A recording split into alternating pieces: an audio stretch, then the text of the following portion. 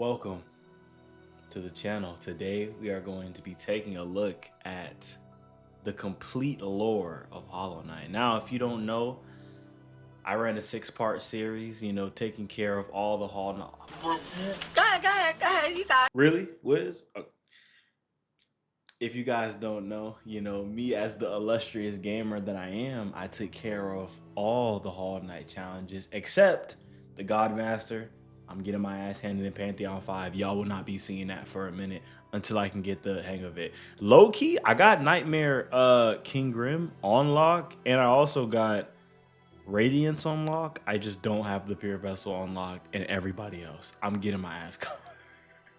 Listen, that's neither here nor there. That will be for the final episode 7 of the Hollow Knight series. But if you're new to the channel, my name's Wiz from Wiz Gaming, and let's do the mostly complete lore of Hollow Knight.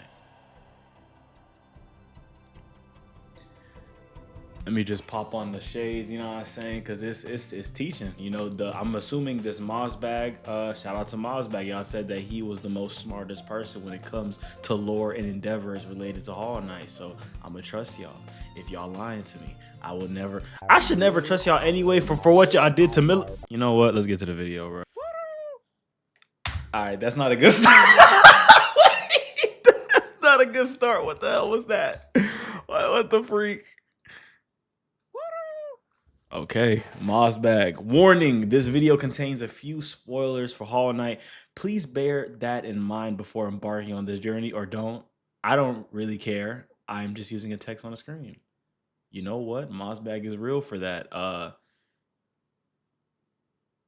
Like I said, I haven't finished the Pantheon 5 locked behind that ending. So if there is spoilers for it, which I'm pretty sure at the end, yeah, I checked out. So we just gonna watch it, you feel me? Tight shit. All right. Appreciate you, Mozbag, for the warning. You know what I'm saying? I already played the full game except some content. If you were to ask me, what is your favorite video game ever made? I would have to say Cory in the House for the Nintendo DS. The hell? But Hollow Knight would be a close. Why does he look like the Crypt Mac? You know what? I'm not Hollow gonna be pausing this video, y'all. February 24th, 2017, by Team Cherry, an indie game studio based in the mythical land of Adelaide, South Australia. Over the past 3 years, Hollow Knight has become an indie darling. The game has sold over 3.5 million copies. It was the opening game at ADGQ 2019. There's a Hollow Knight book, a line of plushies, t-shirts, nicotine patches. Also, Silksong? I haven't watched any of the trailers. But yeah, it looks like Silksong is dropping this year. Perfect timing. Nuclear if I don't finish Pantheon 5 before Silksong, you goddamn GG's, hipsters. bro. Team Cherry had one goal when making Hollow Knight. They wanted to create a world that allowed players to get completely lost in exploration. We can see this desire. I in love Hollow the Knight's exploration, design. bro. Oh the my god. The levels in Hollow Knight are massive, with secrets and rewards hidden in every nook and cranny. Be that powerful charms, special abilities, or what's another game y'all want to see besides Hollow Hollow Knight? Knight? Requires the player to work for their map, forcing them to make a stronger mental image of the world in their head. I'm thinking Skyrim. Larkin's score and Ari Gibson's artwork lend to this as well, creating an atmosphere that the player won't want to leave. But there's one aspect of Hollow Knight that keeps people like me coming Resident back. Evil, Silent Hill for a more horror vibe. When Super Metroid launched in 1994, it stood out for its amazing sense of immersion. Now in 1994, I was busy not being alive, but I've watched enough YouTube video essays to know that this game was a big deal. In case you didn't know, Super Metroid is basically the granddaddy of all Metroidvanias. That's why they're called Metroidvanias. Now in Super Metroid, there are moments that give the player a sense of depth. Basically, the feeling that this world exists outside. I want to get into the Metroid games too. I think Nintendo has like a copyright on their games. Samus can find the corpse of a random soldier. His inclusion here doesn't change the gameplay at all, but instead gives the player a sense of wonder about the world they are exploring. Who was this guy? Why was he here in the first place? Did he like jazz? He was effing around and finding out. Now, finding dead bodies and other random garbage is pretty cool, right? Well, Hollow Knight basically does the same thing. About a dozen times. Through its world building, Hollow Knight turns Hallownest into a living kingdom. You can sense the ancient history of the land when you look at dilapidated structures or giant barred doors. Nothing feels like it was put into the game randomly. There's a reason for it all. Except those reasons aren't the easiest to uncover. Hollow Knight's narrative is buried under layers of NPC dialogue, item descriptions, lore tablets, and even additional content like the Quarrel comic and fan gamers' There's a comic? Journal. These past 3 years Whoa. have seen an insane amount of research by the Hollow Knight community to make sense of Team Cherry's sprawling world. Wow, that's We what even made it Silksong to does the to point where people. are looking at the in-game signs Yo. to try and decipher Hallownest's logographic language. In this video, I hope to give you a long and detailed look into the world of Hollow Knight, exploring Hallownest's history and uncertain future. When I'm not busy making surprisingly accurate Super Smash Bros. Roster speculation videos, or insightful podcasts about beloved subjects like the Donkey Kong Country television series, or whatever this was supposed to be, I'm usually making videos about Hollow Knight. And while I am a seasoned Hollow Knight lore expert, I cannot confirm that every musing or theory presented in this video is completely correct. Like I a highly game theory? recommend checking I out the feel lore that. section of the Hollow Knight wiki if you want a more neutral explanation of Hollow Knight's lore. But if you're too lazy to read, then I suggest you sit back, order some I don't dinner, think anybody that has played Hollow Knight is too lazy to. Well, unless you just speed run the game. pizza, I read or everything. just grab a block of cheese from the fridge. That's something I like and to enjoy pride the myself on. mostly Is like, complete lore of as a Hollow kid, I Knight. never really cared about dialogue or characters, but now It's a I'm simple fact really of life that diving every into human the worships a worlds god, that these characters be are that in. technology, ideologies, And I'm or in loving rare it. cases, God. As it turns out, the bugs in Hallownest pretty much operate in the I same way. can't wait to hear From the more about Mosskin the born freaking from the king dream of and a what giant happened before slug, the game started. to the emo kids of the ancient civilization who literally worship the darkness, there is no shortage of things to worship in the world of Hollow Knight. Our story begins with a creature very much worthy of worship. The A king. creature born from the carcass of a worm. The carcass can still be found in the Kingdom's Edge, and it's our only good look at what worms actually looked like. At the time Hollow Knight occurs, it is suggested there are no worms left in the world. They were incredibly long creatures that featured little to no limbs. Another more mysterious property of worms was that they had some kind of prescience or foresight. Basically, they could see the future to some capacity. It isn't clear how effective this ability was. Considering how the entire race went extinct, this foresight ability must have been pretty shit. Yeah, no Getting back facts. to this particular worm carcass, it is explained that this worm traveled across the distant mountains and wastelands beyond Hallownest. Once it arrived in Hallownest, the worm died. Except not really. Inside the maw of the carcass sits a pale broken egg, out of which hatched a new form of worm, a being of meager shell. This form of the worm is usually referred to as the Pale King, and he's the character basically responsible for everything that happens in Hollow Knight. The Pale King is a higher being, a type of creature that exists above all others. His body was said to shine with a radiant visage that harmed. Okay, so the king isn't the most important person. Or maybe I'm reading it wrong because Mosbag referred to the Pale King as a higher being, not the higher being. So, and damn, so the king wasn't even. those who looked upon him. The ultimate goal of the Pale King seemed to be in line with that of other worms. A line from the cryptic Mr. Mushroom reads, "Worms pull bugs into their thrall, till ages pass and kingdoms fall." In other words, it's just in their nature. Dogs wag their tails, cats bury their shit, and worms bring massive amounts of bugs into their service in order to form long-standing kingdoms and civilizations. And here in a far corner of the world, the Pale King emerged from the corpse of his former self and began to build his eternal kingdom, Hallownest. My bad if I'm not There's this one slight problem. talking too much. There's I'm really like trying to. people already lock living in. there. The area that would eventually become Hallownest was already filled with mantises, Holy shit, bro. Do y'all see this, bro? This is all the areas we have explored in this game. Holy bro. And Silksong is gonna be equivalent, if not better. Shit, bro. I can't wait to go into Silksong with you guys, bro. Oh my god, like we're all gonna be chatting in a freaking yo, that's what I would love to do. Like we're all, I don't have a Discord yet, but like bro, like we can just chat in the comments. Like bro, and Silksong is gonna be Silksong is gonna be some fire shit, bro. I'm telling y'all, bro. Like, look at all these areas. I've been to each and every single one of these areas. Just looking at all of this is, bro. Bees, moths, spiders, mushrooms, Wow. and bush cosplayers. Each of these groups were already operating with their own cultures and societies, and each group had a different interaction with the Pale King. One of the more receptive groups to the arrival of the Pale King were the mushrooms of the fungal wastes. Bro, These creatures were I hope able he to talks about communicate with that one fungi another guy. through one shared mind. The mushrooms heck viewed this is that shared mind as a character? strength, and they were kind of smug dickheads about it. Ultimately, the mushrooms wearily accepted the Pale King's rule, viewing his foresight as a shield to the dangers of the future. Another group living in the fungal wastes is the Mantis tribe. The Mantises have a rich cultural history reaching back to long before the birth of Hallownest. The Mantises are a proud tribe, believing in the importance of proving one's physical strength. The Mantises are fiercely territorial, but will show respect to those who display great power.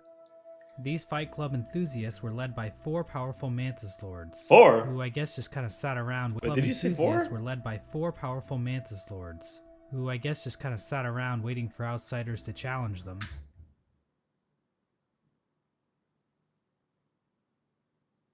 Wait, I just realized. Was the Traitor Lord one of the... Wait. The Traitor Lord was one of the Mantis Lords, but he's a traitor. And I remember his quest having to do with the flower or something, right? Wasn't it with the flower, or was that another quest? Whoa. The Mantis tribe had no interest in the King's kingdom, Wait. but the two communities Wow, he did was come big to as a hell truce. though. Traitor Lord was, For he their could have independence demolished from all 3 of them. Hallownest, Well, I guess the if they Mantis gang tribe up kept on the him. beasts of Deep Nest from invading Hallownest. Not sure why they didn't just go out the other exits from Deep Nest, but whatever. I'm not an expert on border patrol. I don't work at ICE anymore. Let's Okay. move on to Deep Nest. Now, many of the different tribes of Hallownest were kind enough to leave lore tablets behind, detailing pretty much everything we need to know about them. Unfortunately, the bugs of Deep Nest didn't do that. We know that the spiders of Deep Nest had a monarchy because why not? Those are always good, right? Also, within Deep Nest are a separate group of spiders that immigrated to Deep Nest at some point in the past. This group was known as the Weavers, and they established their own culture and history within Deep Nest. They used looms of silk to weave stories, spells, and shields. Swore Hornet One thing we maybe know for sure comes about into Deep play. Nest is that they really didn't want anything to do with Hallownest. The struggles of Deep Nest Hallownest relations would become painfully clear as time goes on, but for right now, it seems like the two remained fairly isolated from one another. Another section of pre-Hallownest includes Green Path.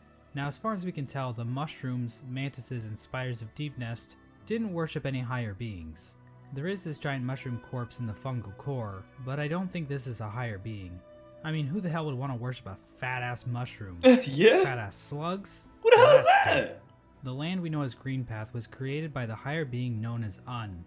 Un used her great mind to dream the vegetation of Green Path into the once barren caverns. She created this beautiful Un's area. followers, the Mosskin, were also born out of Un's dream, making her their creator.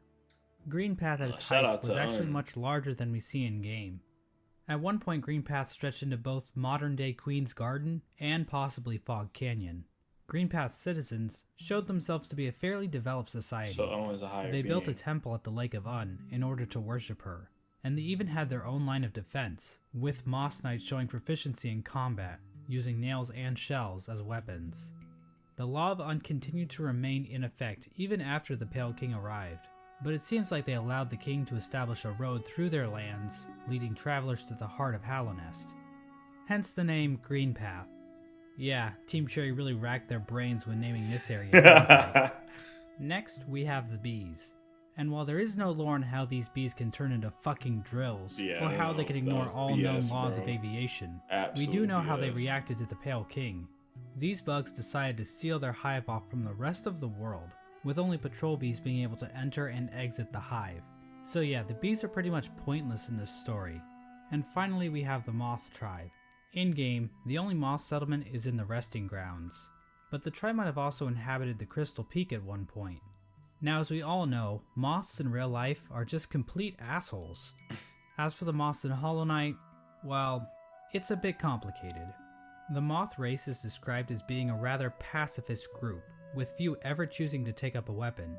During the Pale King's reign, the moth race delved amongst dreams and the dead, displaying the importance of remembering those who have passed, as well as learning how to shape dreams themselves. Similar to the Mothskin, the moth tribe was born from a higher being known as the Radiance. The Radiance is described as being a light in which the moth tribe basked, so she was basically a giant lamp to them. Another important aspect about the Radiance is her ties to typically a giant described as born from a higher being known as the Radiance. The Radiance is described as being a light in which the moth tribe basked. So was that one church in Hollow Knight praising the Radiance? I forgot the core dialogue from the pastor in the church, and right above Deep Nest and to the left of Fungal Waste. But were they praising the Radiance? That would make a lot of sense. So she was basically a giant lamp to them. Another important aspect about the Radiance is by her the way, ties to dreams and a Radiance. substance known as essence. Essence are the remains Radiance of witches K. and dreams, and are represented in-game by these Dreamcatcher particle effects. Essence can take the form of whispering roots, as well as dream ghosts, both of which are memories taking root in the world. The Radiance appears to be a creature made of essence, but she isn't the only higher being to give off essence. Un has green particles, the Pale King has gray particles, and this sexy character named Grim gives off fiery red particles. However, Grim K the Radiance too. appears to be the main god when it comes to Fuck dreams, Nightmare King Grim. even if You other got gods packed also up. dabble in the dream realm. Getting back to the Moth tribe, it is their interaction with the Pale King that we need to discuss. Basically, the Moths turned their backs on the Radiance completely, in order to worship the new light that had appeared, the Pale King's light. So yeah, Moths are assholes in this game too. With her tribe forsaking her, the Radiance became a forgotten memory, a remnant of the past, and a thing that's definitely not going to come up again later in this video. Yeah. And so the Pale King's new kingdom was established, Hallownest. But there is one aspect of Hallownest that we need to discuss.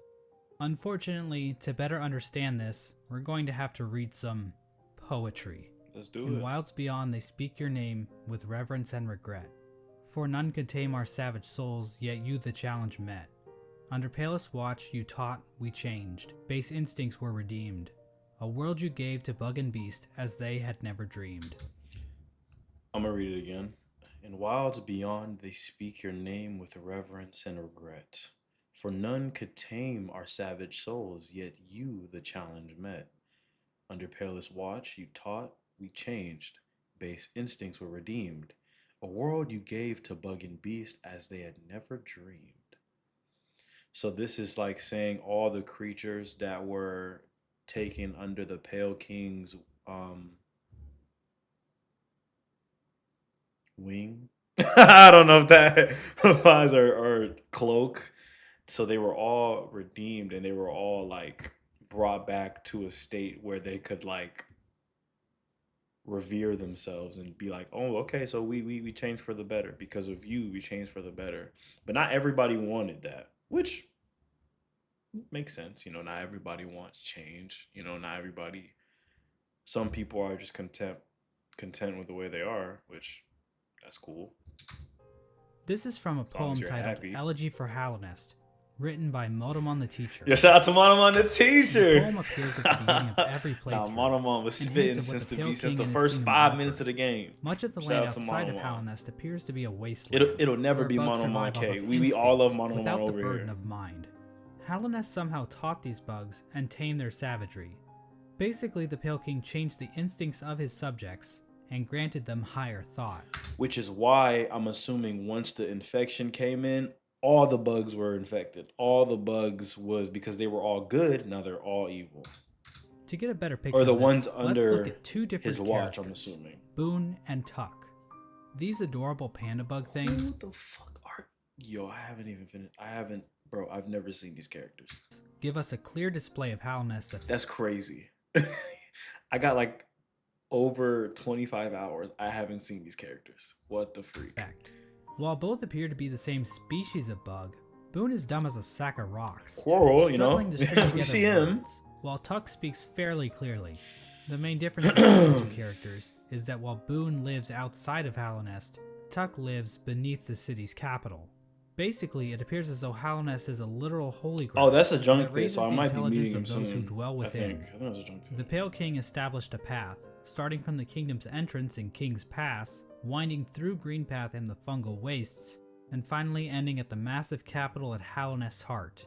We now know the capital city as the City of Tears, but that was likely not its original name. The rain that falls down onto the city from the blue lake above didn't begin until after the kingdom collapsed.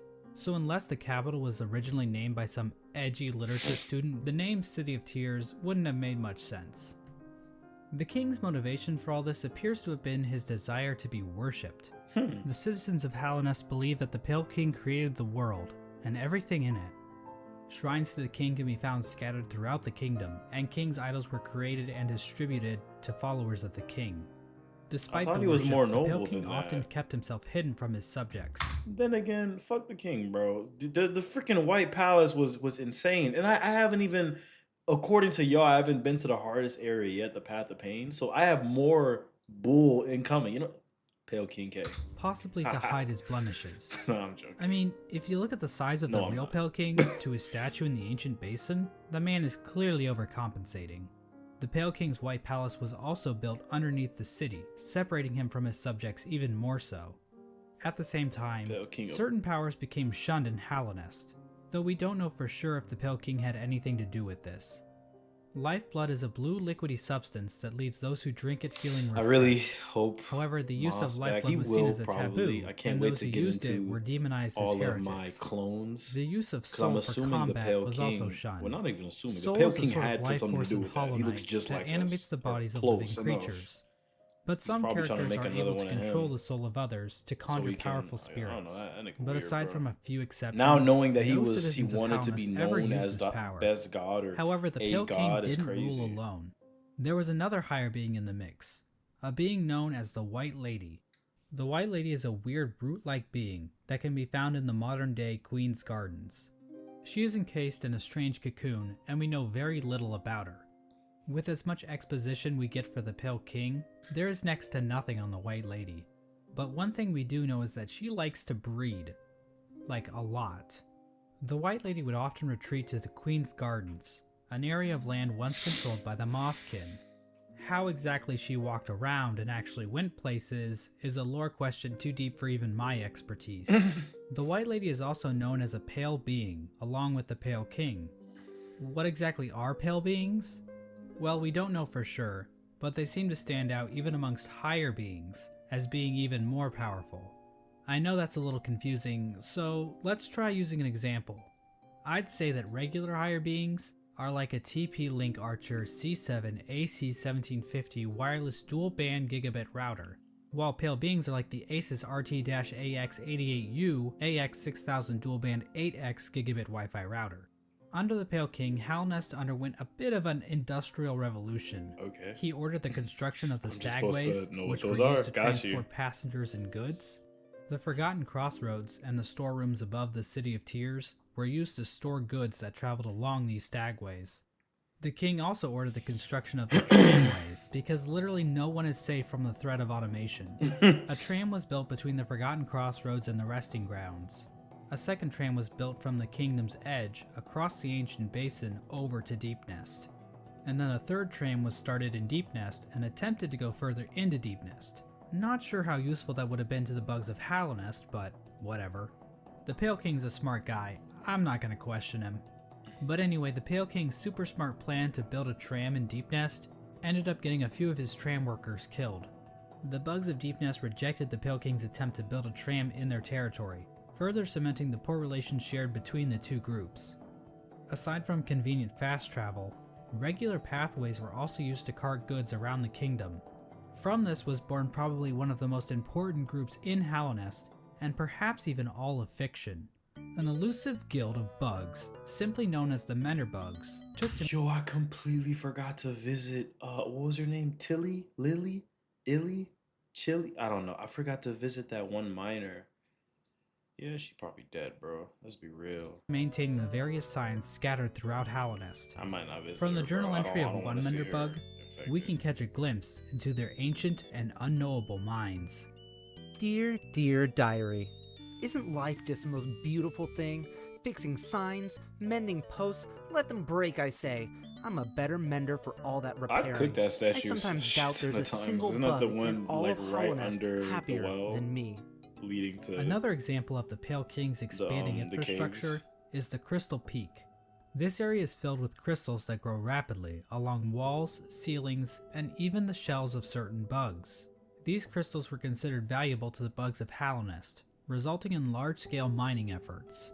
We don't actually see the crystals used anywhere else in Halonest, but they are said to contain a sort of energy. The crystals are also said to sing if you listen very carefully.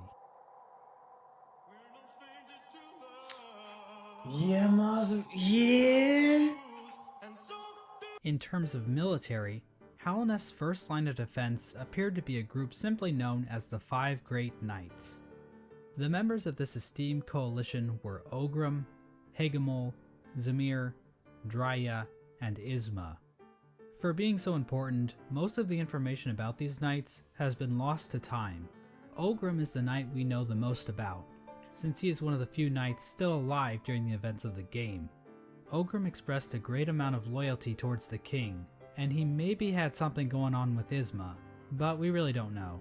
Hegemol was known for his sense of humor and his soft-spoken voice, but at the same time, he was also dummy thick. Yeah, I was about to Mysterious say. Samir arrived in Halonest from a serene He's the land, one with the bringing false with her a knight's collection of delicate armor, flowers. Or that was his At armor. some point, she also got into a relationship with a mantis, but not just Travelor? any mantis, a daughter of one of the mantis lords. Wait, the daughter of one of the men. Wait, let me. What? So yeah, it seems like these great knights were slaying in more ways than one. All we really know about Drya is that she was fierce, caring, and wise. As for Isma, she was described as being kind. I never realized. There's She a also whole appears face to be right some there. sort of weird plant life form, but there's no information on where she's from or what her powers were. The Five Great Knights play an important role in the Champion's Call, the Knotted Grove, and the Battle of the Blackworm.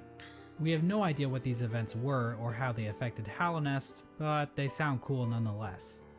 During Halonest's reign, there was another strange area that seemed to exist separate from the Pale King's rule. Carved out of the corpse of an ancient bug, The an area Colosseum. called the Colosseum of Fools was constructed, and it was a destination for warriors from outside Halonest. The sole purpose for fighting in the I still have Colosseum nightmares to this appeared to day. be simply for glory, with a mysterious figure known as Those the Lord Fool overseeing the combat. Fucking ass We don't know when the bits. Colosseum was constructed or if the Pale King was involved, but one of his servants, the Pale Lurker, became a champion in the Colosseum, perhaps indicating the Pale King's approval. And finally, there was the Royal Waterways, where the fecal excrement of the kingdom was washed out into the fungal wastes. This area saw the rise of a species of parasite-like creatures called the flukes. The most disgusting creature in gaming history, or so that I've seen. Absolutely grotesque, just vehicular. I don't know The what flukes spawned from the fluke marm, a giant monster with cavities in which tinier flukes live. There really isn't too much lore involved with I don't the even flukes, want to see that, but I do bro. need to point out that the fluke marm is Bro, I don't even want y'all to canonically see a me MILF. seeing this, bro. This is Like, disgusting. That's not even debatable. The sky is blue, 2 + 2 = 4, and we all want to fuck this thing. And so this was the kingdom of Halonest at Sorry, Mossbag. You can speak for yourself, buddy. You do not speak for Halonest was a the vast kingdom majority. connected Listen, by a the opinions of Mossbag do not correlate with the opinions of Wiz Gaming Corporate. network of stagways and tram stations.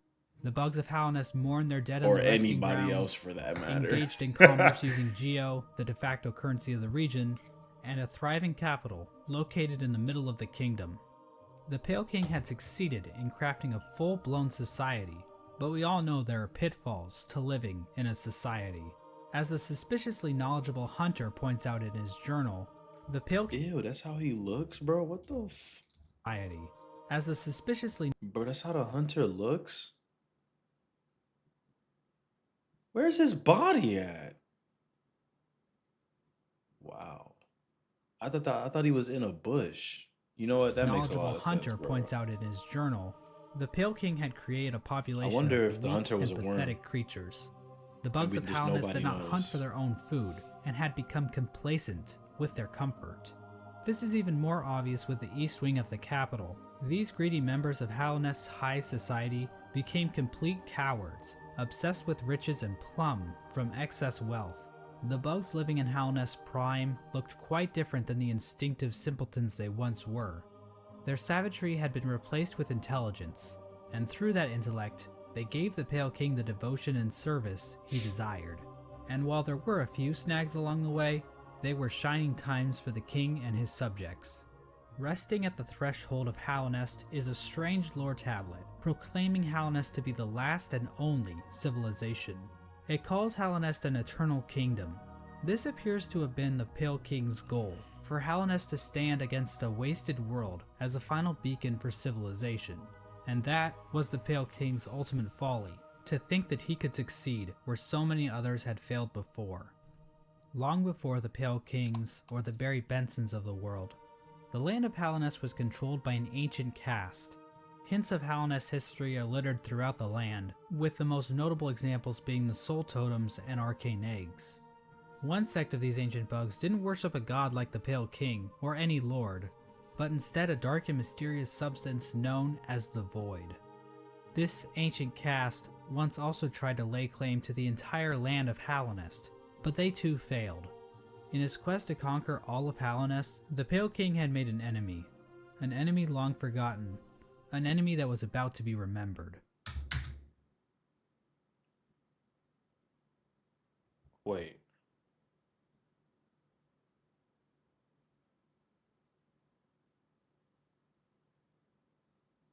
Okay, I've already said this. Never mind.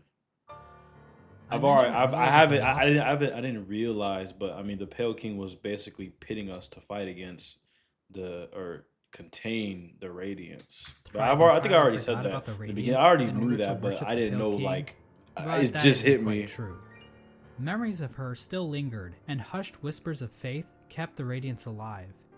At the summit of the Crystal Peak, a location known as Hallownest Crown, a strange collection of glyphs can be found. Yeah, I really feel like the Pale Joining King just these glyphs wanted. is a statue of the. Oh my God, the Pale King is a crazy.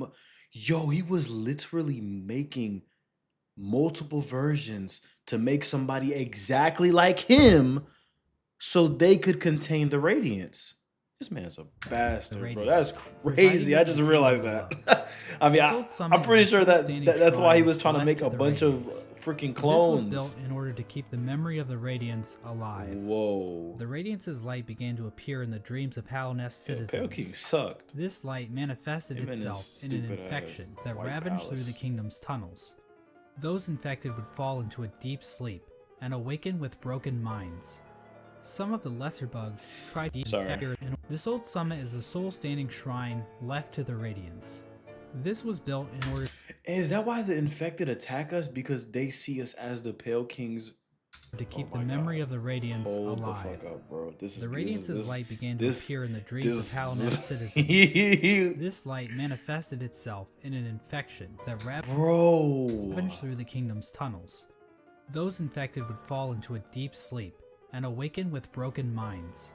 Some of the lesser bugs tried to resist the Radiance's light, which only. That's why they attack us instead of just attacking themselves, bro, because they see us as the Pale King.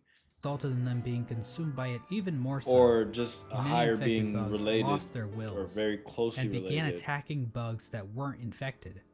The infection also twisted the bodies of its hosts, causing them to bloat and occasionally develop orange cysts on their bodies. For many victims, they were reverted back to their basic instincts, carrying out the duties they once fulfilled in life, but now as mindless slaves. Those caught up in the infection were linked into the Radiance's hive mind, allowing her to control their bodies if needed. As the infection spread across Hallownest, many groups looked to solutions to fight off the Radiance's light. The gates to the City of Tears were closed in an attempt to keep the infection from reaching the city. The stagways were also shut down at some point, and many of the stags eventually died out, but some took more proactive efforts against the infection. The scholars of the Soul Sanctum decided to harness the power of Soul in an attempt to fight the infection. This resulted in the deaths of hundreds of bugs, whose souls were sucked out and injected into the bodies of the scholars. Wow. Their goal was to achieve some kind of pure focus, which would somehow protect them from plagues of the mind. The scholars' leader, the Soul Master, was driven mad by the sheer power of soul, and his entire sect failed to avoid infection. But hey, at least they took as many innocent people down with them as they could. It's not even funny. The Mantis bro, tribe, Jesus. showing a stronger will than the common bug, were able to stave off the infection. However, one of the 4 Mantis Lords turned against his sisters. Yup, the The traitor followers took in the infection willingly, as it gave them more strength and courage. At some point during all this, the Traitor Lord and his followers were exiled from the Mantis village, eventually taking up residence in the Queen's Gardens. The Traitor Lord's daughter ended up dying at some point. This is the same Mantis that was in a relationship with Zamir, one of the 5 Great Knights, but the Mantises rejected their union because of Zamir's outsideness. As a gamer, this type of prejudice is all too familiar, and honestly, it makes me sick. Wow. With the 5 Great Knights completely useless to fight against the infection. That makes no fucking nigga. So you got exiled, and now you're exiling your daughter's marriage proposal because it's from another man. The Pale King devised his own scheme. A scheme involving a strange substance known as void. As I mentioned earlier, the Pale King's White Palace was built in an area called the Ancient Basin, but his castle wasn't the only noteworthy thing down there. At the bottom of the Ancient Basin was the entrance to a pit known as the Abyss. Within the Abyss was a lake composed of void. The Pale King realized that this void could be given form, right? as evidenced by an imprint of such deep within the Abyss, possibly left there by the ancient civilization that predated Hallownest. The Pale King devised a workshop in his palace, where he placed void in armor shells imbued with soul, creating servants known as King's Molds and Wing Molds. These void creatures were somehow imprinted with the desire of the Pale King, so that they would serve him. It isn't clear when the Pale King started making these creatures. There is evidence to imply that even common bugs were aware of King's Molds, but the point is, the Pale King turned to the void in order to create another creature, one that he believed could contain the Radiance and her infection. The pure He tried vessel. to create a pure vessel. The Radiance's infection needs its host to have a will and a mind in order to enslave it. A pure vessel would be a creature made of void designed to lack those features. The Pale King believed that by harnessing the void inside a pure vessel, he would be able to stop the infection and keep Hallownest lasting eternal. So please tell me what But his I'm method already. for creating this so-called pure vessel. You bitch. You fucking bastard. So yes, I knew it. This bastard did all of these people. Or wait. I mean, can you really go? These people. All right, I don't give a fuck if they had void and they technically weren't people because they were blank slates waiting to be filled with the. I don't care. You can move. You're well. All right. You know what I mean, bro. You know what I mean. This is bull. Okay. Libido come into Wow. play. These 2 higher beings engaged in a union of some kind. Say you swear to God. You is not about to tell me the Pale King and the White Lady was that many times? He probably died from resulting in the creation of several Ain't no way! into the abyss. There, the void seeped into these eggs, corrupting the offspring of the Pale King and the White Lady. This act resulted in the creation of the vessels. The vessels are not technically considered to be alive. That's what I was saying, but They no, are still, shells bro, created still. from the Pale King and White Lady that have been filled with the void. Within each vessel is a shade, a completely void being hidden behind the face of the vessel. Vessels are also non-gendered, I guess because they're dead or something. I'm not sure if that's how that works, but whatever. I'm not an expert on these kinds of things. I don't work at ICE anymore. Thousands of vessels were created during this process, but only one was chosen as the pure vessel. And that's This the one that we see in the particular vessel, flashback? chosen by the Pale King, was deemed the Hollow Knight, and was taken away to the White Palace. But I want to take a bit of a closer look at this part of the story, There are a number of questions and theories surrounding this moment that I really want to dig into. The big question surrounding this moment is, why was the Hollow Knight chosen over any other vessel? One common theory is that the Pale King took these vessels back to the White Palace and evaluated them using his giant collection of buzzsaws. Fucking masochist, This theory bro. is probably the least likely explanation. It kinda exists just to explain the buzzsaws, which is quite the mystery, I'll admit, but doesn't really mesh with the vessels very well. That shit just looks How does stupid. being good at Super Meat Boy prove that you are a worthy vessel? And while thinking about logistics in a game about magic bugs is never a good idea, how exactly did the Pale King transfer these thousands of vessels to his palace without characters like the Dung Defender finding out? So this means that the Pale King probably made his decision without taking any of the vessels out of the Abyss. So how did the Pale King make his evaluation? I think the best explanation comes from a theory I originally heard from a user named Golden Flower Fan. Basically, the vessels were hatched down at the bottom of the Abyss, and the first one to make it to the top was chosen by the Pale King. In a memory of this event, we see vessels falling from above back down into the pit of the Abyss. Wow. Perhaps these vessels weren't being cast down into the Abyss, but fell while trying to escape out of it. Wow. The lore tablet outside the Abyss appears to support this theory. It reads, "Our pure vessel has ascended. Beyond lies only the refuse and regret of its creation. We shall enter that place no longer." This tablet was likely written right after the Hollow Knight was chosen, considering that is when the entrance to the Abyss was sealed off. The tablet proclaims that the pure vessel has ascended, or in other words, climbed out of the Abyss. And while cut content should never be considered canon, I would just like to point out that an earlier version of this tablet, found in the game's code, was even more explicit about this. It read, "From below, our pure vessel has ascended." But how does making it to the top of the Abyss first prove that the Hollow Knight is somehow a perfectly hollow vessel? Well, I think this whole concept might just be a misconception. It might not even What if the made Hollow Knight sense. wasn't any different from the other Yeah, vessels? but the nigga's he's crazy. All the vessels were made in the exact same He's way crazy, after bro. all. The idea that the Hollow Knight was somehow more hollow than the other vessels comes from the fact that there were so many vessels created in the first place. If they only needed one, then why create Bro, so he goddamn doesn't- many? he's crazy. I mean, this is like Octomom on steroids. Well, these are bugs we're talking about, so it would make sense that multiple offspring would come from one egg. And it might have been a precaution to produce multiple vessels in hopes that at least one would be able to successfully escape the Abyss. Now, another explanation could be that the Pale King just yeeted other vessels that made it to the top first, after determining that they weren't hollow, which would better explain why so many were created. Ultimately, the exact details aren't super important, but I do find it interesting how many different interpretations can be pulled from this part of the lore.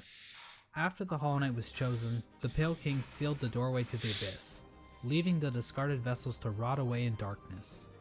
These actions were not taken lightly by the Pale King or the White Lady. Both participants expressed shame in what they did, but saw no other option to save the kingdom. But the vessels weren't the only poor saps sealed away in the Abyss. There's also a lighthouse that was built on top of a naturally formed spire, its light shining down on an ocean of abyss below. Inside was one of the Pale King's royal retainers, who was left in charge of keeping the lighthouse turned on. So this brave soul was willingly sealed in a dark and dangerous tomb for the rest of his life, just so he could not pull a lever. Well, at least he was living with purpose. With the Abyss sealed and the Hollow Knight chosen, the Pale King's plan was beginning to come together. The Hollow Knight was raised and trained to prime form, causing it to grow several times its original size. We don't know exactly why this happened, but I guess the Hollow Knight is just a grower and not a shower. We know that the Hollow Knight was trained No, to he did show. This nigga's crazy. He's hard as hell. a nail. He showed us. But why was this He's even still necessary? showing me. One possible explanation is that the Hollow Knight needed to protect itself in case an intruder tried to kill it. You know, like the player. Or perhaps this was important in the process, Which is why he was trying to kill himself during the second phase of his fight. Because once he figured out that the king was using him just to fucking contain his own, what would you call it? To contain to the king's own freaking issue, it tried to help us at the end of the fight. of containing the radiance. Unfortunately, the details of that are never fully explained. The Hollow Knight might have somehow focused the radiance inside itself, but Team Cherry gives us no explanation of how that might have worked. But that still wasn't enough for the Pale King. Additional seals were needed in order to protect the Hollow Knight's physical body while the radiance was trapped inside of it. To achieve this, the Pale King sought the help of 3 particular bugs, who would later be known as the Dreamers: Lurien the Watcher, Motomon the Teacher, and Hera the Beast. And that's why all 3 of them were so eager to die, because even they were just like, damn, nigga. Like, bro, this is crazy. You know what? I would like, or maybe even they didn't know the full scope of the Pale King's master plan. So when they figured, why were they asleep actually? The king must have been doing some fuck shit, bro. But you know, in the game, you know, they were willing to help us because they probably were just like, damn, we really fucked up, you know. We really fucked up, you know. We left this creature to, you know what I'm saying? Lurien is definitely the most mysterious of the 3 Dreamers. He lived in the Watcher's Spire in the City of Tears. From there, Lurien watched over the city with his telescope. Lurien was a pretty big fan of the king, so it probably took little convincing for him to lie down for him. Lurien might also be tied to another strange incident that occurred in the City of Tears. Hidden on some of Lurien's lore tablets are images of jars, the same jars that can be found stockpiled in the Tower of Love. This building sits on the outskirts of the city, and is the setting of one of the most bizarre bosses in the game, the Collector. The Collector is a void construct that appears to have been made from the same mold used to create the King's molds. But the Collector is unique because, well, Good grief, he's naked! The Collector stayed in the Tower of Love with a noble bug who likely owned the establishment. In the tower, a number of bugs can be found captured in jars, implying that these 2 were tasked with collecting these creatures. However, the Collector somehow became obsessed with grubs, creating a map to keep track of grubs it captured in jars, as well as keeping a strange shrine displaying a grub in the style of the Vitruvian Man. Eventually, the bug staying with the Collector decided to lock it inside the Tower of Love, and fled to the Queen's Gardens, where it died, likely due to overexposure to the void. Despite being locked up in the tower, the Collector is still spotted by the hunter. I think the hunter is a worm, because how would the hunter have a journal of all the creatures of the game? I think he is a worm. He even he looks like one. I mean, look at his, you know what I'm saying? Look at his, like, I guess face, you could say, or you know, the outside of his face that looks like the worm. At some point, which either means this only happened recently, or the hunter has been farting around in Hallownest for a long ass time. We have no idea what these creatures were trying to do. It's implied that the Collector was trying to preserve the creatures of Hallownest, perhaps trying to protect them from the spread of the infection, but we don't know where the Collector's obsession with grubs originated. And while Lurien does seem connected to all of this, we don't know how involved he was with this operation, or what its end goal exactly was. Motomon the Teacher lived in the Teacher's Archives, a library built atop a lake of acid in the Fog Canyon. The lower half of her body consists of tentacles, making her a popular subject for the thriving Hollow Knight R34 community. The Archives and the Fog Canyon as a whole are also filled with these strange Metroid knockoffs. These creatures are likely related to Motomon in some way. The jellyfish. They could be her live offspring, her test tube babies, or possibly even her shit. Motomon uses futuristic cathode ray tube things to store information about Hallownest. Several terminals in the Teacher's Archive go into detail about the Pale King's plan to defeat the Radiants, indicating that Motomon had intimate knowledge of what she was taking part in. Finally, the Pale King sought the help of Hera the Beast, the Queen of Deepnest. Now, as I mentioned earlier, relations between Hallownest and Deepnest were kinda not great. Unlike the other 2 Dreamers, Hera needed to be convinced in order to help the Pale King. Hera would eventually agree to become a Dreamer, in exchange for a child. Hornet. The Pale King agreed, and the 2 engaged in a dalliance, which is a fancy way of everybody saying wanted the Pale Kings, like, dang, boy. The white lady doing all that stuff, and then now the freaking, they bruh. totally Hera? owned. The White Lady was okay with this arrangement. In fact, she might have been watching from the closet. The motive behind Hera's request is never elaborated on, but it appears as though the King of Deepnest was dead at this point. Hera was a common bug, so perhaps she desired the Pale King's pale seed so that her child could be of high birth. The bargain between Hera and the Pale King resulted in the birth of Hornet. She became known as the gendered child because, unlike the Pale King's other children, Hornet was not hollowed out by the Abyss. Hera and Hornet spent little time together, as Hera had to make good on her end of the bargain. And so the three dreamers were put to rest. Through their actions, a seal was placed over the black egg, prohibiting entrance into the chamber. These dreamers also had their own protection. At the base of Lurian's spire, the Watcher Knights guarded access to their master's body. Motomon's body was protected by a giant jellyfish named Umu. On top of this, Motomon entrusted her servant Quirrell with a mask which would be required to break an additional seal Absolute she had goat. placed over herself. W's for Quirrell's all So day, she every basically day. is double wrapping herself. As for Hera, we're not really sure what protected her, since it is never actually seen in-game. We don't know where this creature is hiding, but whoever it is, they really suck at their job. Now there appears to be one more element to the Pale King's plan, involving the Weavers. Hidden away in the Weaver's Den is an incomplete seal of binding, woven from silk. This design prominently features the Hollow Knight's head, and can be found in the White Palace, as well as blocking the exit during the Hollow Knight fight. Silk spools created by the Weavers can be found in the Stag Station in Deepnest, as well as the Stag Station next to the White Palace. These spools can also be found in the Pale King's workshop. We know that the Weavers were closely tied to Hera and Hornet, so their actions might have been a part of the deal between the Pale King and Hera. Once the Hollow Knight was ready, the Radiance was somehow channeled into the vessel, which was then placed inside of a giant black egg located in the Forgotten Crossroads. This egg was built to sustain the Hollow Knight, and itself appears to be fashioned from void. The Hollow Knight was chained up, and the entrance to the black egg was locked behind a powerful seal created by the three... Or the Radiance. Maybe the Hollow Knight didn't want to help us, and the Radiance wanted to free itself. Dreamers. Because the Hollow Knight was infected. This convoluted plan actually worked, and the infection was successfully contained.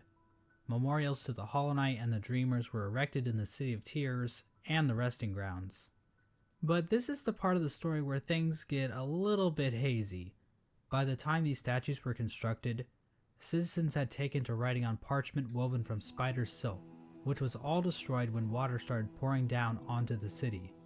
We don't know how long the Hollow Knight was able to completely contain the infection. Bugs from Dirtmouth used to go to the Temple of the Black Egg to pray, saying they felt at peace within the walls. But after a while, they stopped going, perhaps indicating that the infection was beginning to leak out again. The infectious air continued to seep through Hallownest for years, eventually even reaching the deepest parts of the kingdom. As it turns out, the Pale King's pure vessel wasn't quite so pure after all. The Hollow Knight had been tarnished by an idea instilled. While the game never explicitly tells us what that idea was, it does hint strongly at what it might be. Hidden away in the White Palace is a memory showing the Hollow Knight and the Pale King sharing a moment. The Hollow Knight might have developed a... Nigga said, my son, I love you more than all the millions of sons that came before you. You know, you are my son, not those other millions and millions of creatures, but you're my son. Parental bond to the Pale King. And who could blame it? The Pale King is a pretty great dad after all. Yeah, if you ignore the infanticide and everything. Yeah, like, bro. Remember those smug mushroom dickheads? Well, it turns out their trust in the Pale King was a complete mistake. Yeah. Mine isn't looking too good now. Hell no. In the fungal core, the corpse of a giant mushroom lies dormant. Its final thoughts were, "Pale worm, what good to see a demise unavoidable?" This could imply that the Pale King always knew that his kingdom was doomed. All he could do was delay the inevitable. This is likely the moment when Hallownest, as it once was, entirely collapsed. The Hollow Knight had not completely stopped the infection, and while it may have taken a while, Hallownest was eventually brought low. It's at this point that characters and areas begin to resemble as we know them in-game. When it became clear that the Hollow Knight was not able to contain the radiance, the Pale King resorted to his final plan. He fucked off, hiding himself, his white palace, and his fucking bitch court in the dream world.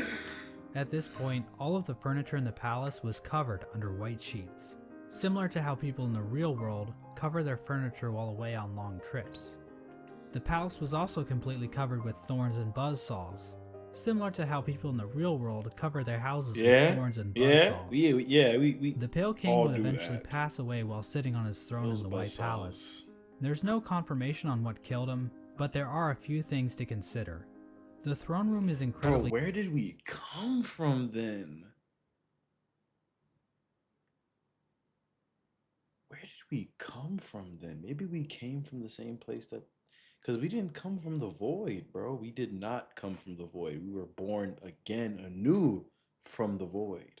But we came just like how the Pale King came. dark. Bro, I'm compared sorry. He probably explains all this, yo. I'm just yapping, bro. The rest of the palace. And the particle effects and ambient track in this room are identical to that of the Abyss. All of the king's molds surrounding the Pale King are dead. The ancient basin itself also has become stained with the presence of void, as it can be seen as high as the rundown elevator shaft leading back to the city. Remember that bug that was sealed away in the Abyss to make sure the lighthouse wasn't turned off? Well, the lighthouse was turned off. I guess that whole living with purpose thing is a crock of shit after all. It seems as though the Sea of Void itself actually convinced this bug to betray his king and turn off the lighthouse. Now I know what you're thinking. Exactly how conscious is the Void? Is the Void able to think for itself? Can it form strategies? Does it host a podcast? Half-half. Well, according to this Chozo statue ripoff, the Void is powerful, but not unified. Until we did it. So while it can thrash around at things that come near it, or call out in unison to turn off a light, it's not a single conscious being. Getting back to the Pale King, one could argue that the Void might have played a role in his ultimate demise, and I've argued that viewpoint in the past, but we have to remember that there isn't enough evidence. Ultimately, it seems like the Pale King's demise was counting on another form of power instead of his own, because he just did a bunch of shit with the Void instead of using his own high power. You know what I'm saying? Like, that was his mistake. Sure. He didn't use his own stuff. He used a bunch of other stuff. Johnny Cochran once said, "Any evidence that the Void was involved in the Pale King's death is circumstantial. My name is Johnny Cochran." Just above the White Palace, the bugs in the City of Tears weren't faring much better. Even if we ignore the fact that the infection was still around, there were other issues that helped lead to the city's downfall. Due to the gates being sealed, some bugs resorted to cannibalism in order to avoid starvation. And there's also that metric fuckton of corpses lining the walls of the Soul Sanctum.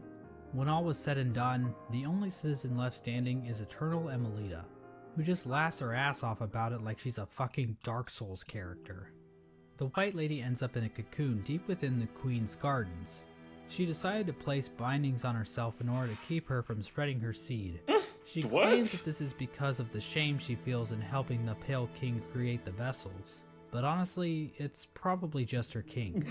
The White Lady also diminished her power, possibly as a way to keep herself hidden from unwanted visitors. Outside her cocoon, Drya stood guard, protecting her queen from the violent traitor mantises. Drya is eventually killed off by these bugs, which is actually pretty pathetic if you think about it. I mean, we're talking like the Netgear WPN824N N150 wireless router pathetic. Speaking of great knights dying pathetically, let's move on to Hagemul. Hagemul held the city crest, a key used to open one of the gates to the City of Tears. At some point, Hagemul's armor shell was stolen by a maggot. Now, maggots were generally looked down upon and forced to do menial labor. They were incredibly weak, and basically deserved all of the discrimination they got. But this one maggot decided to turn the tide, so he stole Hagemul's shell so that he could defend his downtrodden brothers. His actions weren't motivated by the infection, but instead was the result of how hierarchical caste systems will always lead to revolution from the working class, and that true freedom can only be achieved blah blah blah, capitalism is bad, subscribe to my Patreon. Ogre moved to the royal waterways and started living in shit, changing his name to Dung Literally. Defender. Now, I love wallowing in shit as much as the next guy, but you'd have to really love shit to put up with living with the flukes. The Dung Defender kept an unwavering sense of duty and loyalty to the king, and love for his fellow knights. So much so that he made shit statues of them. How nice. Ogrim acted as the defender of the You mean how pipeways, shit? as well as Isma's grove. A section of the royal waterways became filled with acid, and in the middle of it all rests Isma's corpse, which has been overcome by plant life. Isma is likely the one responsible for this acid blight, but we have no idea what happened to her. Hornet's whereabouts during this time are fairly mysterious. We know that she departed Deep Nest and didn't return until the events of the game. At some point, she took to guarding Halnest from intruding warriors, as well as the cast-off shell in the Kingdom's Edge. Despite the Kingdom's woes at large, fortunately this fate did not befall one of the fandom's favorite characters. The Menderbugs continued to fix the broken signs and wayposts of Halnest. From a diary entry, we can see that one Menderbug in particular had found himself on the precipice of a long and loving relationship. Hello again, diary. Not long now until the next Minder Bash. For us stealthy types, we're a riotous bunch when we get together. And Minderberry kept flashing me that smile.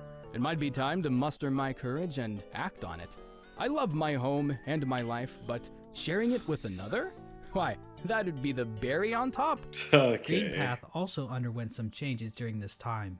The Mosskin were waiting for Un's call, which would bring them back into the dream they were originally born from. But for some reason, Un's strength deteriorated. We don't know why this happened exactly. Was it due to the White Lady claiming part of her kingdom? Was it somehow due to the infection?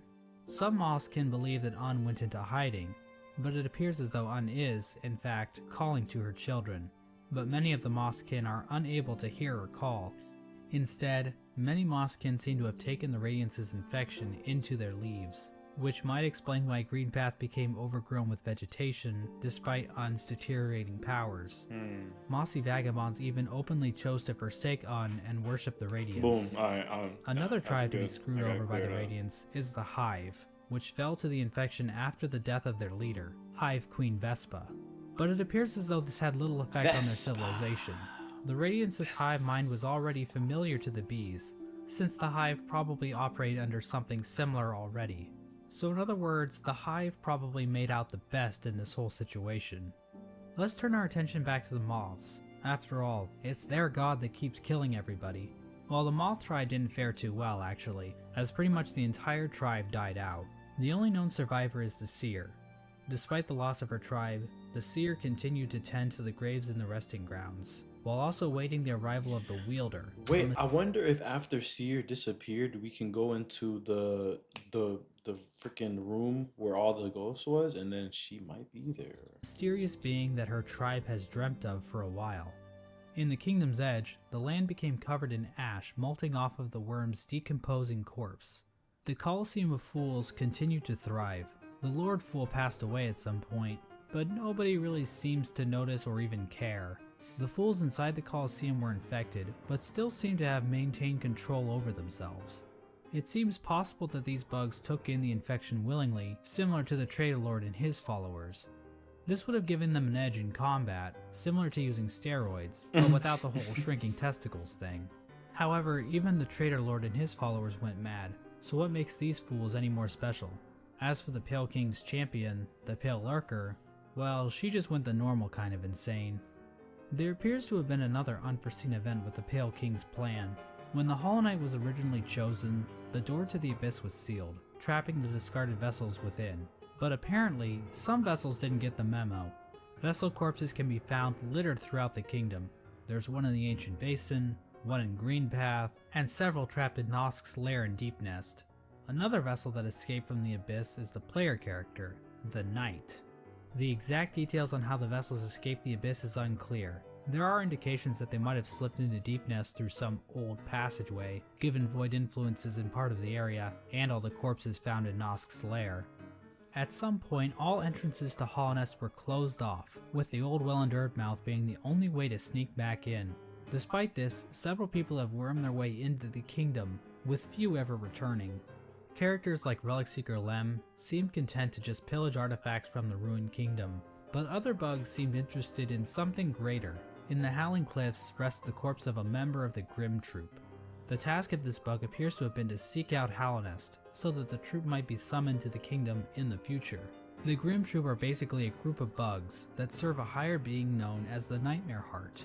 The troop keeps the heart alive by feeding on the nightmares of fallen kingdoms. This process also involves sacrificing the troop master to his own child because...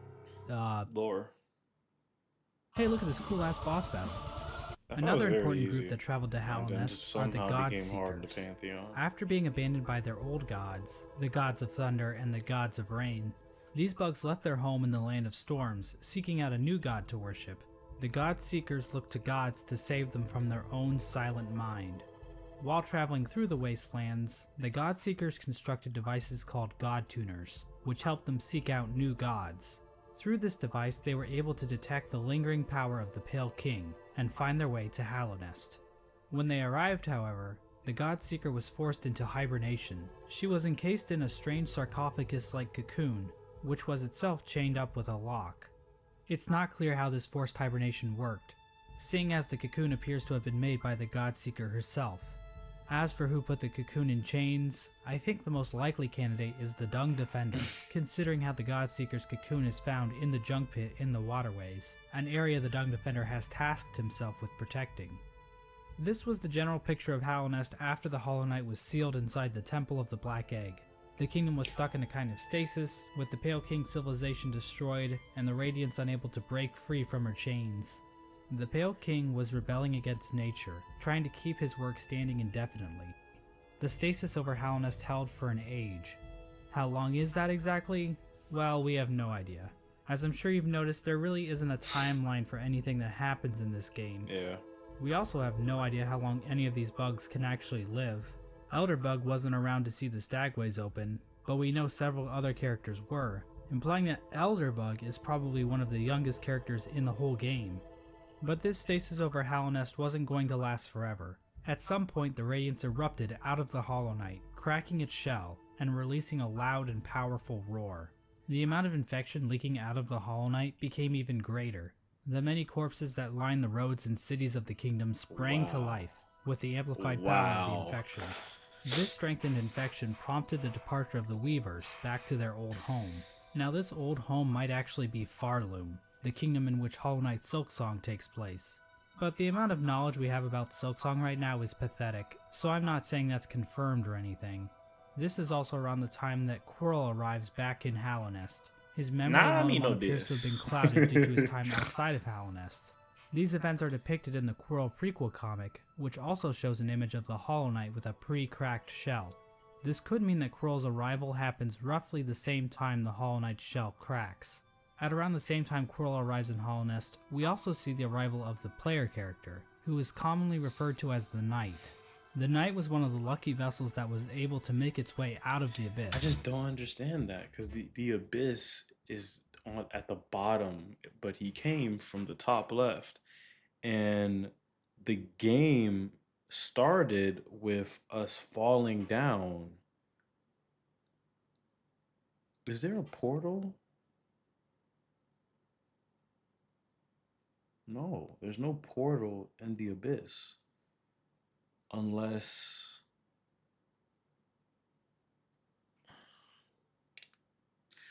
the void transported us. But then even that doesn't make sense, because the void isn't a person, which means the void isn't a higher being, which means that place that was locked when we were just now entering Dirtmouth, that large thing, that large door that had the King's Mark.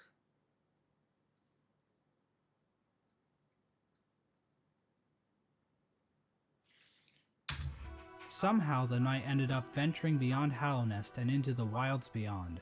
It's implied that the Knight was called to Hallownest by either the sealed Hollow Knight or the Radiants within. Regardless, once the Knight shows up and yeets itself off this cliff, the actual game of Hollow Knight finally begins. Now, there's a lot of details we could get into. Hallownest is full of NPCs and bosses, each with their own stories to tell. But to be honest, I don't think we need to go through all of them, since their stories are relatively straightforward. For example, let's look at the brooding Moloch. So why is the brooding Moloch brooding? Because all its friends are dead.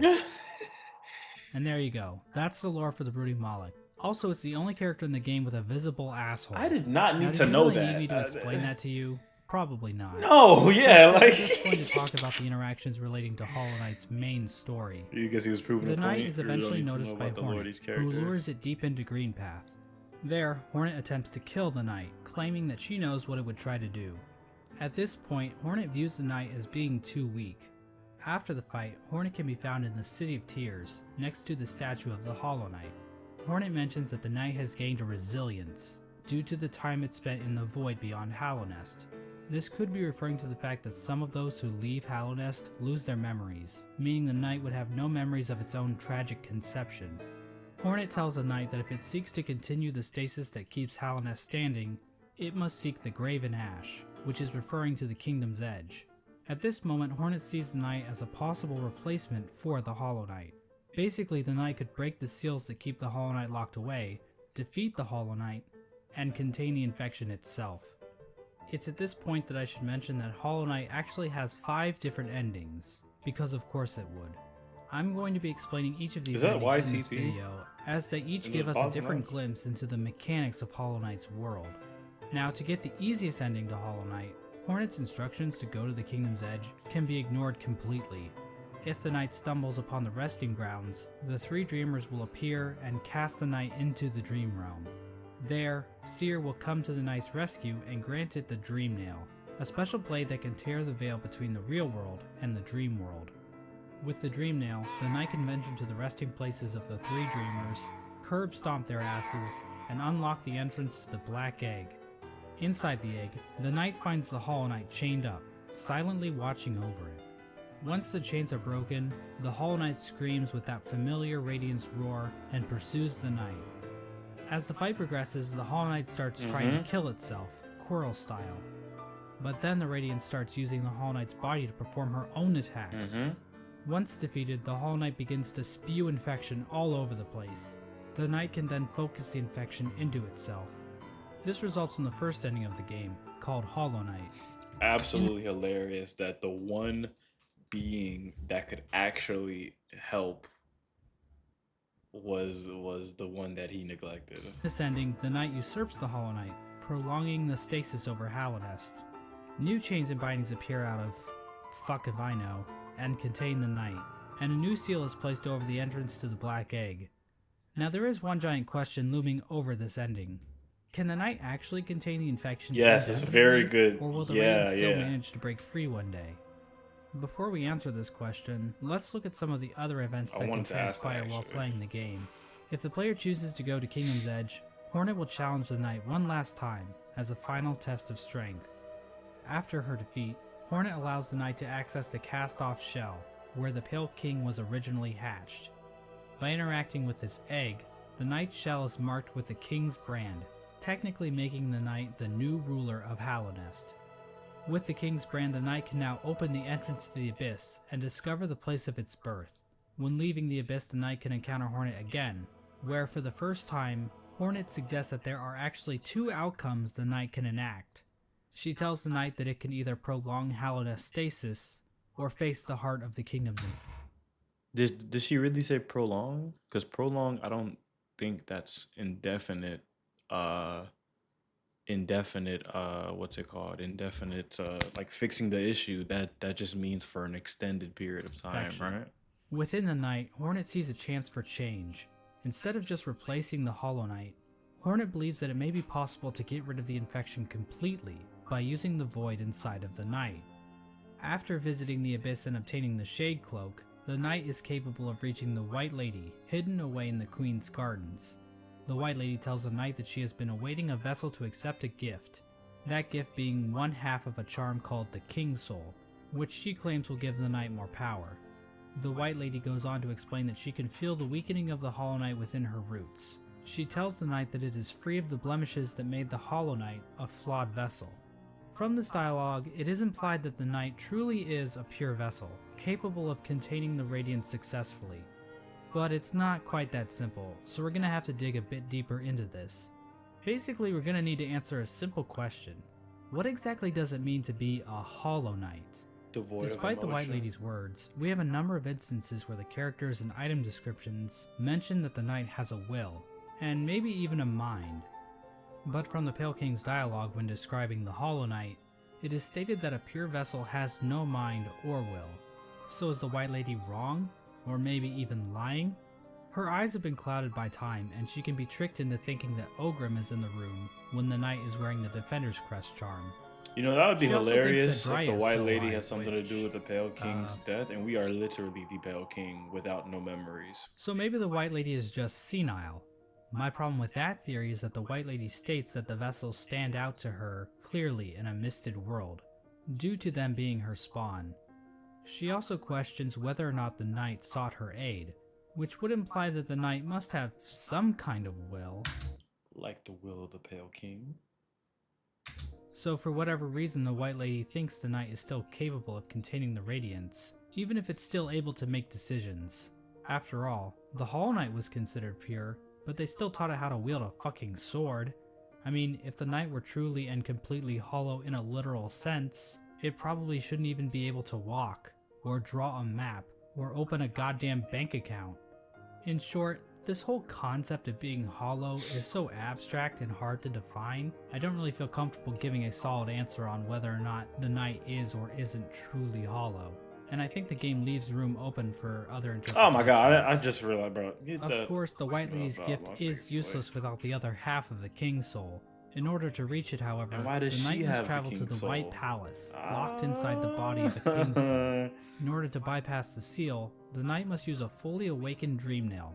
It can do this by bringing 1800 essence to the seer, allowing her to sharpen the weapon's blade. If the knight does this, the seer remarks that the knight truly is the wielder that her tribe has been dreaming of. There's no explicit reason why the Moth tribe was dreaming about this supposed wielder so much, but it seems like they believe the wielder would wash away the crimes the Moth tribe committed by turning their backs on the Radiance. The seer seems to know that the knight might kill the Radiance, and she seems accepting of it, ready for her and her tribe to disappear and be forgotten forever. With the awoken dream nail in hand, the knight can travel to the Pale King's refuge and locate the other half of the King's Soul charm. When equipped, the King's Soul provides a never-ending supply of soul, making it almost useful if it weren't for the insanely high cost of the charm, and the painfully slow rate at which it increases, and the fact that the charm will get replaced in about 5 minutes after you get it. The King's Soul charm itself symbolizes the union between two higher beings. To me, this implies that the King's Soul is a representation of a vessel, which also was created by the union of two higher beings. With the King's Soul in their inventory, the knight now gains access to an area in the abyss called the Birthplace. In this massive pile of vessel shells, the knight can find a giant egg. Dream nailing the egg allows the knight to access its own memory when it was cast down into the abyss. From viewing that memory, the King's Soul charm is replaced with the Void Heart charm. The recollection of this event allows the knight to come to terms with the void inside itself. Once the knight has the Void Heart, the shades in the abyss no longer attack it, and that strange creature that gives the knight the Shade Cloak calls it the Lord of Shades. In other words, the knight has now bound the once fragmented void under its own will, allowing it to control the void in a powerful new way. With the union of the void, the Pale King, and the White Lady, the knight has gained a strength before unseen. It is with this charm that 2 additional endings become unlocked. Hornet will now be standing outside of the Black Egg, offering to help the knight should the opportunity arrive. Midway through the fight with the Hollow Knight, Hornet rushes into battle, subduing the Hollow Knight and piercing its shell. It's at this point that the knight is given the perfect opportunity to enter into the mind He's about to do a funny bit. I'm already knowing. He's like, but you don't. And of its sibling, fighting the source of the because he's infection taking too head-on long. and He's taking too finally putting an long. end to the Radiance's tyranny. I knew it, bro. I knew it, bro. I knew it, bro. He was taking too long. Just like, bro, that's If hilarious. the knight finishes off the Hollow Knight as usual, the sealed sibling ending occurs. Basically, it's the Gotta same like as the the video, Hollow Knight bro. It's ending, but hilarious. now Hornet is in the room too, and her face appears on the door of the Black Egg. It's not clear what exactly this means for Hallownest. This might imply that Hornet is now a dreamer, but she's inside the temple, meaning that Slump. no one can actually get in there to kill her should the knight ever start leaking infection. At the same time, Hornet mentions that the bindings of the Black Egg would drain her, so she's probably just going to die anyway, right? Generally, people consider this to be one of the worst endings, but it's worth pointing out that Team Cherry doesn't support any one ending as being the true ending. Each ending is canonical in its own right, and honestly, this ending isn't the worst. At least the Knight and Hornet will get to spend some quality time together. If the Knight does dream of the Hollow Knight, it will be taken to an arena where it can finally fight the Radiance head you on. gonna talk to the Hollow But the Knight Knight about? isn't alone, as the other shades from the Abyss will appear in order to help corner the Radiance. Eventually, the Radiance gets trapped in the tendrils of the Void. So The Knight dope. bitch slaps her a couple times, and then the Radiance is consumed into the darkness. I also have a feeling, I mean, what I said earlier about the pure vessel, it could have been the Radiance that's killing so she could get out. But now remembering that that is the pure vessel, I'm assuming he just wanted to kill himself so he can, you know, because he was probably like tired of all the BS. Knight bitch slaps her a couple times, and then the Radiance is consumed into the darkness. The Black Egg then appears to turn to shadows, and the Void seeps down into the ground. Hornet awakens to find the Knight's broken shell lying on the floor. We get one final shot of the Shades in the Abyss going to rest, and the game is over. This ending is called the Dream No More ending. The Radiance is gone, and Hallownest is finally free from her infection.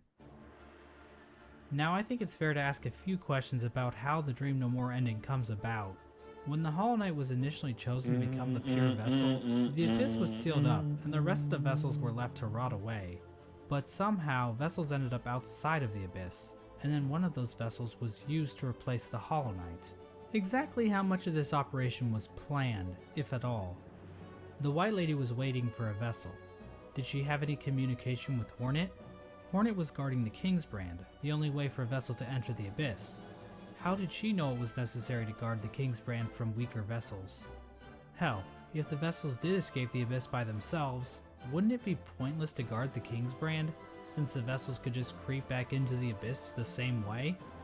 I'm not going to provide any good answers to these questions, because God forbid I answer anything in this entire video.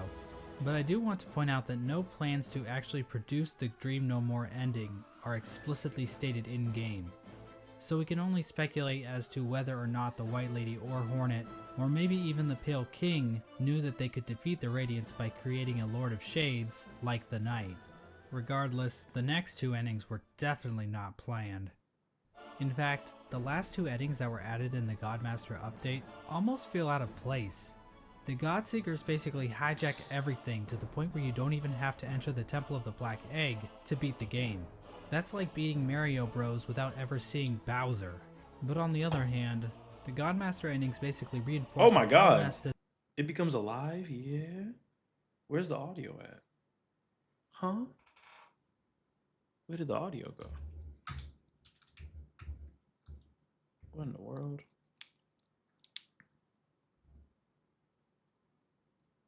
Audio?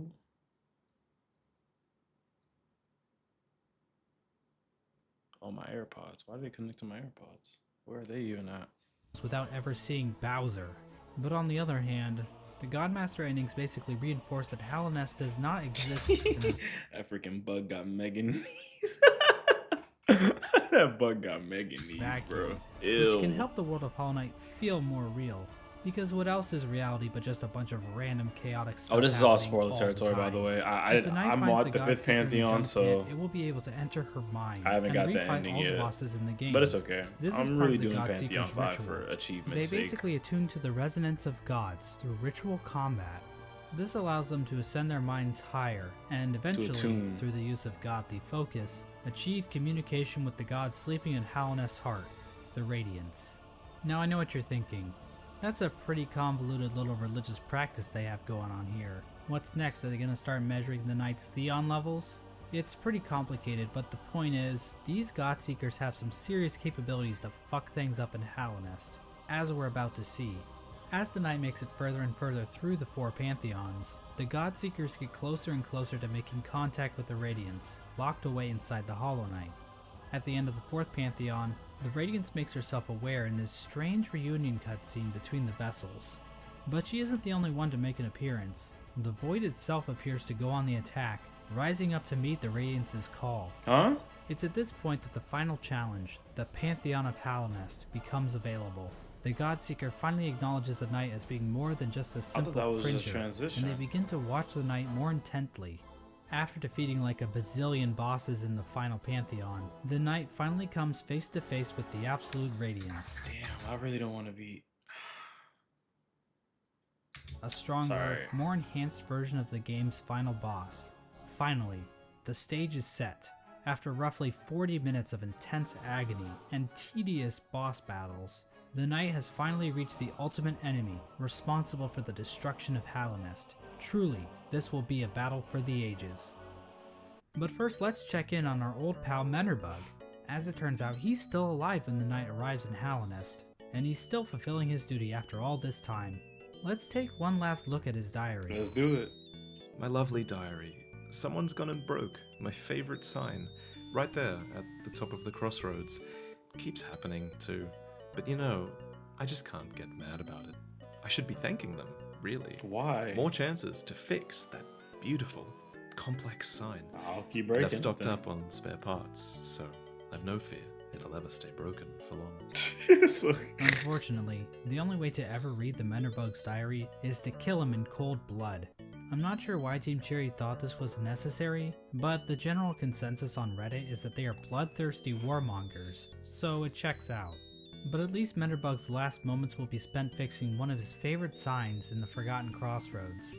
It's comforting to think that his final seconds of consciousness were spent in total bliss, before we sent him hurtling into the infinite chasm that is Oblivion.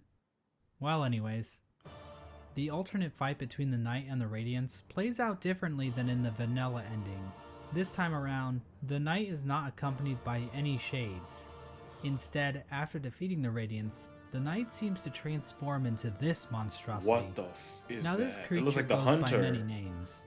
The God of Gods, the Lord Shade, the Devourer, the Void Maybe that's a Entity. worm? But I don't really like any of those, so I will just call him Bill. Huh? Bill proceeds to completely annihilate the Radiance in spectacular fashion.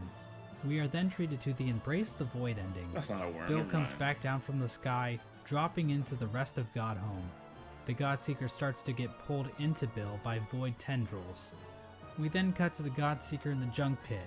Void starts leaking out of her eyes, and it appears as though Bill is making an escape back into the real world, which is But it was probably already a bad thing? In the... Finally, we see Hornet standing outside of the Black Egg as the infection begins to disappear from nearby vines.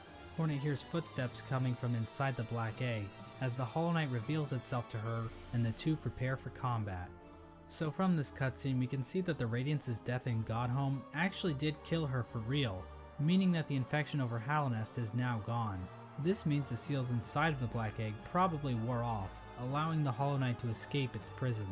In other words, the Embrace the Void ending is a goddamn cliffhanger, and we have no idea how Team Cherry plans to follow this up. The Hollow Knight is running loose in Hallownest, and the Knight has transformed into a raging void monster that might try to destroy the entire kingdom, or at least what's left of it. What's even more strange about this ending is that the announced sequel, Hollow Knight Silksong, doesn't seem to be related to this ending at all. Oh. But that's a whole different shit show. Obviously, the biggest mystery surrounding this ending is the appearance of Bill. Did this creature exist in the void already?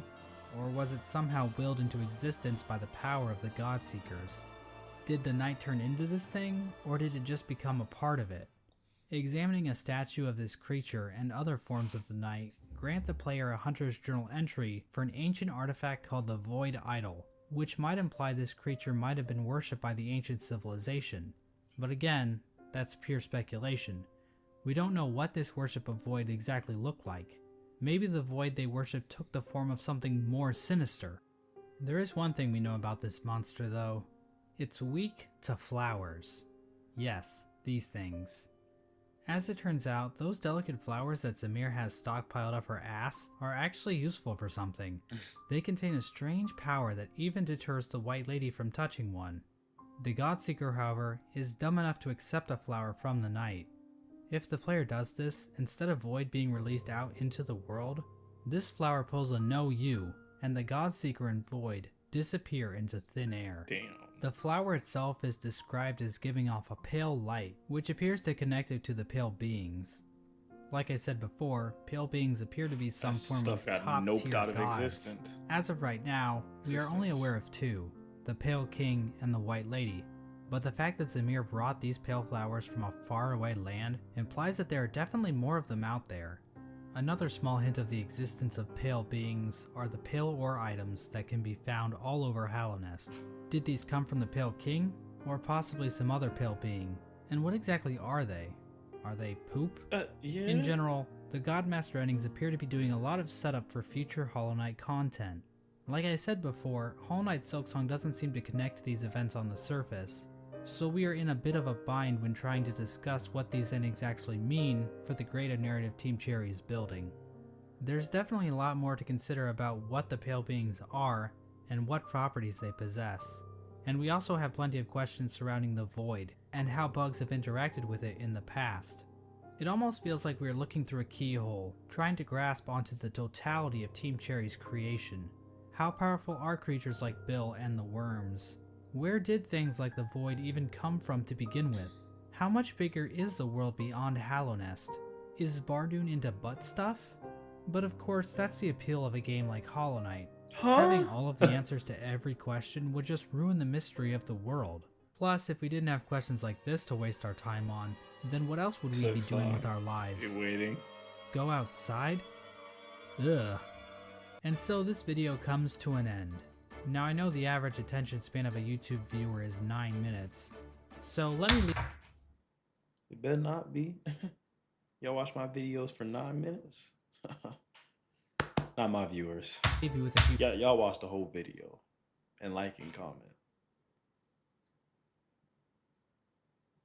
Right? takeaways. 1. Hollow Knight is a game about bugs. I know this may come as a shock, but it's true. Watch the video again, and this time, pay attention. You'll notice right away, I promise. 2.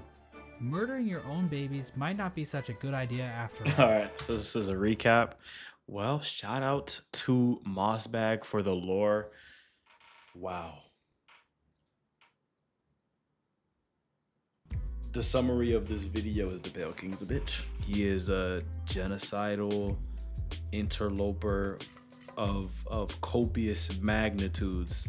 He's egotistical. He's a masochist for his blood saws. What else can I call this man? He's a bastard. Wow, the lore of this game runs deep.